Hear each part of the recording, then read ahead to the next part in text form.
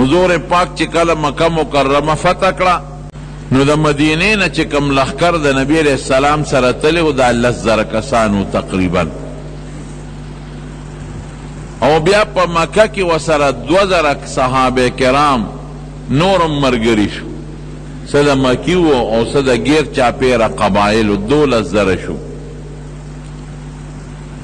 نو د طائف په روډ باندې د طائف په لاره بعض قبیلې اوسېدلې، حوازن ورته وې او ثقیف ورته وې. دا ډېر جنګجو خلکو، قبایلي خلکو او جنگیان خلکو، او دغه شو د ویشتو د دوی ډېر لوی تاریخي مهارتو.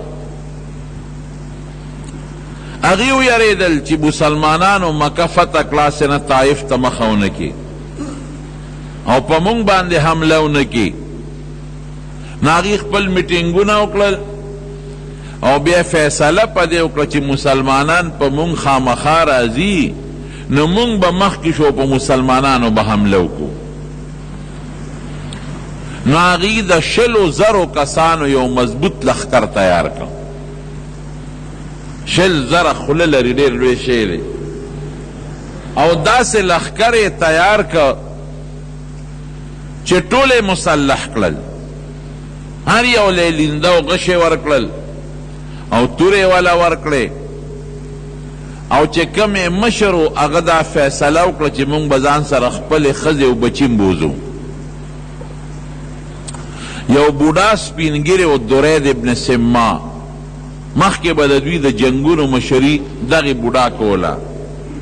نو هغه بوډا هم ځان سره په ډولۍ کې کېنو، ځکه د ګرځېدو نو وی دې ځان سره بوځو او د ده جنګي ډېر لوی مهارت دی، رده نه به مونږ هدایات اخلو، مشورې به ورسره کوو او رده په فیصله به مونږ کار کوو. نو د مکې او د طائف په منځ کې یو علاقه راځي حنین ورته وایي. اوس هم د مکې مکرمې نه کم روډ 3 روډه دي د مکې او د طائف په منځ کې، چې کم په سیر کبیر باندې لوی روډ راغلی دی نو په دغه لار باندې د حوازنو دا ځای راځي. دا یو ناشنا دره ده او غیر چاپیره غرونه دي او په غرونو کې لارې دي. دی رالل دا 100,000 لښکر د حوازن او د ثقیف، او په دغه درو کې دوی خپل کمین ونیوه او هغې کې غیر چاپیره پرېوتل. نو درید تپوس وکړو وی دا کم ځای دی چې دا تاسو پکې پرېوتی؟ نو خلکو ورته وی دا حنین دی. وی یاره د جنگ زبردست ځای م صحیح کړی، دا ځای مناسب دی چې موږ جنګ وکړو. وی تاسو به ګورئ جنگ نه کوئ، مسلمانان به په دې لار اوس تېرېږي ځي به طائف ته، مونږ پسې به راځي. نو تاسو چې څنګه مسلمانان په دې لاره راورسي د دې درونو په غشو غزارونه پې شروع کړي، نو چې په غشو باندې ښه پوره وتمبوئ او زخمیان یې کئ نو د هغې نه پس به بیا لارې ته کوزېږي او په تورو به وال کوئ. نو د شور واورېد دی درید، چغې وې او شور و. نو تپوس یې وکړو دا چغې او شور ده څه دی؟ وی دا مونږ ته د خپل مشر ویلي چې ښځې او ماشومان هم ځان سره راولی او ګړې او چیلی او اوښان او غواګانې چې څومره مالونه یې دا هم ځان سره کوي. وی دا جنگ خو په ماشومانو نه کېږي او نه جنگ په ښځو کېږي او نه جنگ په ګړو په چیلو په اوښانو کېږي، دا هم ولې راوستي دي؟ وی زمونږ دا مشر وی چې مونږ د ماشومانو او ښځو ته ګورو د دې غیرت به مونږ مجبورۍ په جنگ باندې مونږ به وایو که مونږ تختو شکست منو نو ښځې رانه مسلمانان بوځي او بچی رانه مسلمانان بوځي او ګډې چیلې او دا مالونه رانه مسلمانان بوځي، نو د دې ښځو بچو د مالونو د غیرت توجه مونږ تختو نه سم جنگ به کوو. درید وی دا فیصلم ټیک نه ده، زما مشوره دا ده چې دا ګډې چیلې او ښځې او بچی دا شاته بوځئ، دا دلته مه راولئ، دا شاته کې د جنگ اس پته نه لګي. بعضې وخت کې سړی په تیښته مجبور شي لی تیخته نه غواړي خو مجبور شي، نو که ګټه موکړه خو ډېره ښه ده، او که تیخته باندې مجبور شوی نو کم از کم ښځې بچي خو به محفوظ که نه. دا خو به ډېره لویه بې حیایي او بې شرمي به چې زمونږ ښځې او بچي د مسلمانانو لاس ته لاړ شي. د دې څه پته لګي که تاسو وتښتېدی؟ نو هغه مشر چې کوم و هغه ته خلکو حال وی دورید خو داسې وی دی اوس سپینګیرې دماغ یې کار نه کوي، او زما فیصله ټیک ته زه ستاسو مشر یم، او که زما فیصله نه منئ زه خودکشي کوم. اوس خدای په دې کې یو ډېر لوی حکمت و، د الله پکې دا حکمت و چې دا ښځې او دا ماشومان او دا ګړی او چیلې اوښان زه د مسلمانانو غنیمت ګرځوم. دا الله پکې دا حکمت و. حضور پاک ته چالو وی د طائف قوم ثقیف او حوازن هغې خو تا د حملې دپاره را روان شوي دي. نو پیغمبر علیه السلام جاسوسان ولیږل، جاسوسان راله تلیوره ورکړه چې او بالکل را روان دي او د غرونو په درو کې کوشش کوي ځای نیسي. صحابه د حضور پاک سره 10,000 د مدینې او 2,000 د مکې په فتح کې شامل شو. 12,000 صحابه کرام روان دي، په دې نیت روان دي چې موږ ځو طائف ته، او طائف به فتح کو، او د طائف په غرونو باندې به د اسلام جنډه ولګو. نو صحابه 12,000 ډېر لوی تعداد دی. دومره تعداد د صحابو چرته نو برابر شوی. غزوه خندق کې لګو، احد کې کم و، بدر کې کم و، حدیبیه کې 1400، د مکې مکرمه فتح کې 10,000. دا ډېر زیات و، یو بیلو د صحابه کرام، او د دنیا ساروین دی وسره، او د دنیا لوی لوی سازو سامان غشي لینده او توره او نیزه ورسره دی. نو د صحابه او د خلې نه د بعضې کسانو دا ټکې ووته، لن نغلب اليوم من قلة، نن به مونږ د کموالي د وجې شکست نه منو، مونږ ډېر یو، دومره ډېر یو چې مونږ له څوک شکست نشي راکولی. نو دا خبره د خدای خوښه نه شو. د حضور پاک په مخ کې او د نبی علیہ السلام په مرګرتیا کې چې چا په اسبابو اعتماد وکړي په هغې الله خفه کېږي. تاسو سره د خدای لوی رسول شته، او د دې رسول د برکت نه په بدر کې تاسو له خدای فتح درکړه. احد کې هم د مسلمان فتح و، مړي د مسلمان نو چې خو میدان مسلمان ګټلی دی. غزوه خندق کې مسلمان له خدای برې ورکړه، فتح د مکې وشوه، ځای په ځای خدای فتح درکړي. تاسو سره ساز و سامان خو نو د پیغمبر د برکت نه، هغه حضور پاک د سره دی، او تاسو بیا هم ډېروالی او لږوالی یادوئ چې موږ نن ډېر یو، او د لږوالي د وجې نه د تعداد د وجې نه موږ له څوک شکست نشي راکولی. دا خبره د خدای خوښه نه شوه. نو چې دوی تلل او دوی دغه مقام ته ورسېدل د حنین، نو بس هغې خو تیار ورته ناستو، د غرونو په درو کې هغې پې د غشو باران جوړ کړ. داسې د غشو باران تاسو اندازه ولګوئ 20,000 کسان ورته ناست دي. په یو ځل چې 20,000 غشي راخطا شي څومره خلک به پې لګي، او هغې غشي پسې غشي، غشي پسې غشي، او هغې ورته د غرونو درو کې پټ ناستې او دوی په میدان روان دي. نو صحابه کرام داسې ولګېدل په غشو چې چا یو خوا منډه واله او چا بل خوا منډه واله. حضور پاک سره 14 کسان یا بعض علما لیکي چې 6 کسان دا پاتې شو، او باقي ټول صحابه څوک یو خوا منډه وي، څوک بل خوا منډه وي، او چې منډه وي غر ته منډه وي، هلته هغوی په غشو باندې ولي. قرآن شریف کې الله فرمایي ویوم حنین اذ اعجبتکم کثرتکم، د حنین په ورځ تاسو د خپل ډېروالي په وجه فخر وکړو. تاسو یې مونږ ډېر یو، تعداد که زمونږ کم وي نو ممکن ده چې مونږ شکست خوړلی وي، نن هم تعداد ډېر دی، مونږ له څوک شکست نشي راکولی. په اسباب هم د حضور پاک په مخ کې اعتماد وکړه. د دواړو جهانو مبارک سردار غوندې شخصیت د سره دی، او بیا هم تاسو ډېروالی او لږوالی یادوئ. فلم تغن عنکم کثرتکم شیئا، نو هغه ډېروالی د لاړو څه فایده در نه کړو، هیڅ قسمه فایده. ثم ولیتم مدبرین، شام وکړه او تښتېدل. څوک یو خواز غلی څوک بل خواز غلی، لیکن د دواړو جهانو مبارک سردار په یو سپینه قچره باندې سور دی. قسم دی که د ځای نه پیغمبر علیه السلام رپم والی. بلکې د ابو سفیان ابن حارث چې کوم د حضور پاک د تره زوی دی او د مکې مکرمې په دې فتحه کې مسلمان شوی دی، هغه د پیغمبر علیه السلام د قچرې واګه نیولې ده.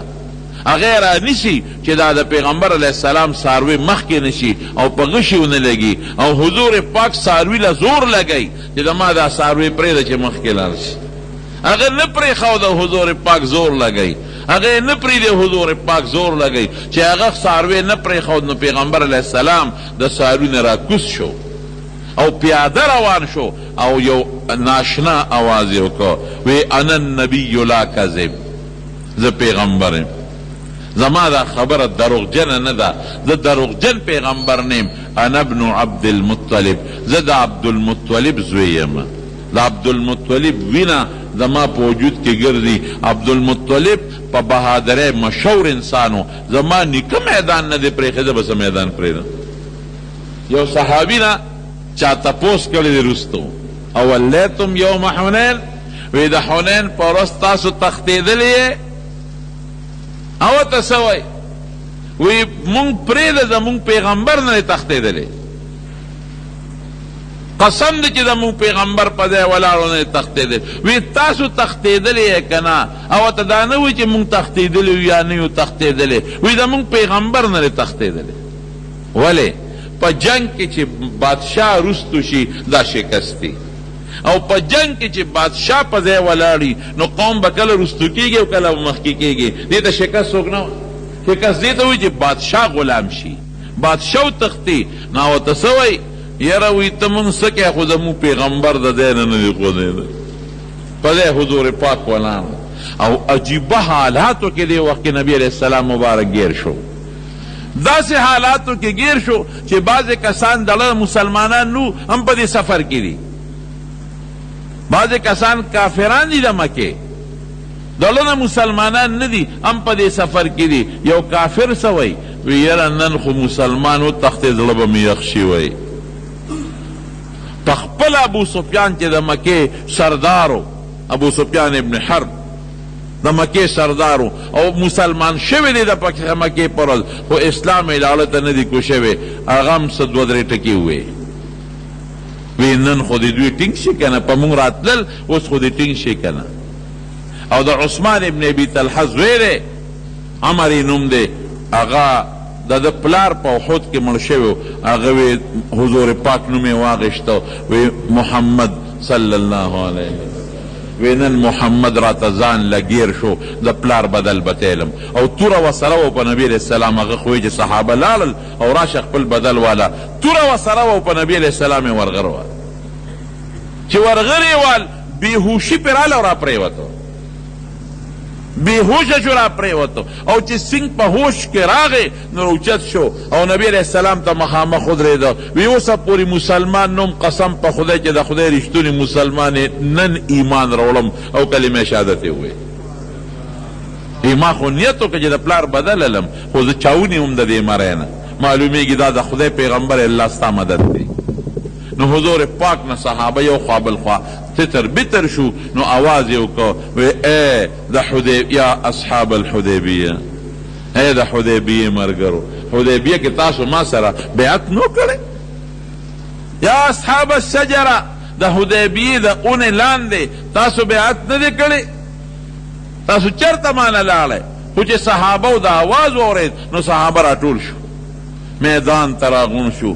او دا او هغوی خو د غشو بارانونه وکړل، نو بیا هغوی لارې ته راکوشو، تورې ورسره وې، جنگ لاس په لاس شو. پروردګار هغې حوازن ثقیف حنینیانو له ښه مضبوط شکست ورکو، دومره شکست یې ورکو چې د دوی چې څومره ښځې وې او څومره ماشومانو، دا ټول مسلمانانو ته پاتې شو، هغوی ته وتښتېدل.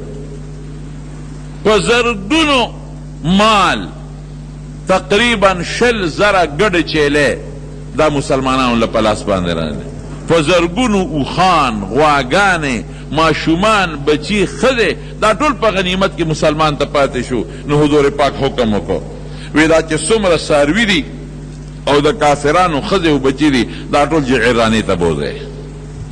نو جعرانې ته دا راوستل او وی څوکۍ کوئ، پام کوئ د دوی عزت ته نقصان ونه رسوئ، د دوی عزت ته نه خراب نشي، عزت ته نقصان ونه رسوئ. تنبو ولا جوړ کړئ او خیمې ولا جوړې کړئ او په هغه خیمو کې دا ښځې او دا بچي واچوئ او څاروي یو طرف ته غونډ کړئ او دا گیر چاپیره محاصره کوي چې د دوی عزت ته نقصان ونه رسېږي. ټول مالونه هلته جمع کوي. نو بعضې صحابو خود دا مالونه هلته یوړل. کافر تتر بتر شو. قرآن شریف کې الله فرمایي وانزل جنودا لم تروها ثم انزل السکینة على رسوله وعلى المؤمنین. وی ما په خپل پیغمبر او په مسلمانانو بیا اطمینان راواچو. وانزل السکینة وانزل جنودا لم تروها او داسې لښکر مې درته راوسته چې تاسو نه لیدل. یو صحابي فرمایي وی یو تور صادر مې ولید چې د اسمان نه را روان دی، تک تور صادر دی بره نه راځي او چې کله ځمکې ته رانږدې شو رارسېد نو د تور صادر نه میږي روان شو. میږي مکمل چې مې کتل شکلونه د میږو نه جوړېږي او هغه شکلونه په دې درو کې خورېږي. حضور پاک وی دا صحابه و، دا فرشتې وې چې د الله د اسمان نه زموږ د مدد دپاره نازلې کړل. صحابه لاړل بیا څه په یو قبیله، څه بلې قبیلې ته، څه بلې قبیلې ته. خو دغه علاقه کې د طایف نه ګردونه وه چې څومره کلي و دا خدای پاک ټول فتح کړل او ډېر خلک خدای پاک مسلمانان کړل. نو نبی کریم صلی الله علیه وسلم دغه جعراني مقام ته واپس تشریف راوړه.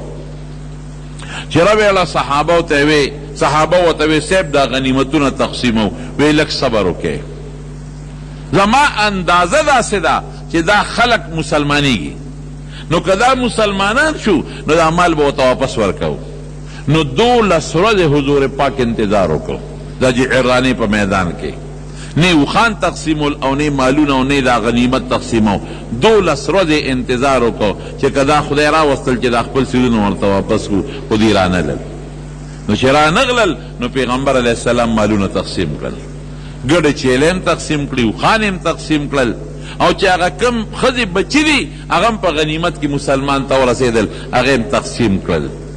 او د دغه ځای نه نبی کریم صلی الله علیه وسلم د شپې مکې مکرمې ته راغی، عمره وکړه. خو بخاری کې راځي او په نورو کتابونو کې چې په داسې طریقه حضور پاک راغی چې څوک ته خبر نشو.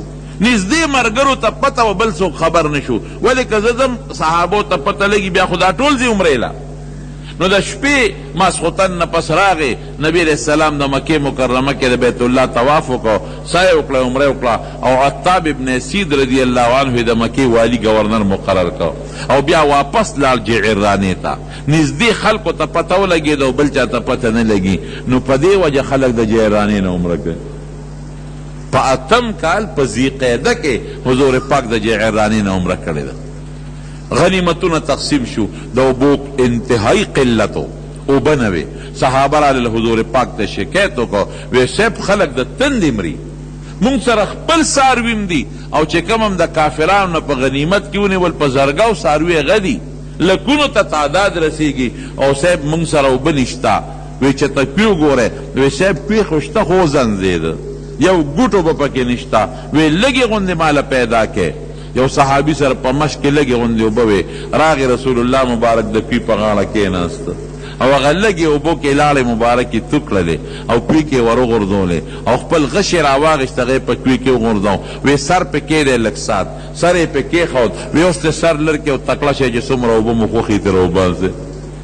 کوي کې داسې اوبه را چینې را پیدا شوې چې څومره د مسلمانانو لښکرو سره د هغه غنیمت د ښځو او دا هغه ماشومانو هم سیراب شو، اوښان هم سیراب شو، ګډې چیلې هم سیراب شوې او تر ډېرې تر اوسه پورې کوي چې دی هغه اوبه راخوټ کوي او خلک د هغې اوبه استعمالوي. ما اوس تپوس وکړو د یو ملګري نه، نو ما وایي ته جعرانې هغه کوي له ورغلم دیوال ته تو دی، مې دا کوي وایي چې دا بند شوی دی، حکومت اوس پابندي پې لګولې ده او کوی یې بند کړی دی. مې دلته چې دا کمې اوبه دي وایي دی دویم کوی ایستی دی او هغه کوی نه چې مخکې به اوبه راوتلې نو هغې باندې حکومت پابندي لګولی. دا د جعرانې مختصر تاریخ چې پیغمبر علیه السلام تقسیم وکړه د غنیمت. 12 ورځې خو هغې ته انتظار وکړه، څوک رانلل او 12 ورځې پسې تقسیم وکړه، نو دا خلک رالل، دا حوازن او ثقیف رالل، یو لوی وفد یې راوسته او پیغمبر علیه السلام ته مخامخ کېناستل.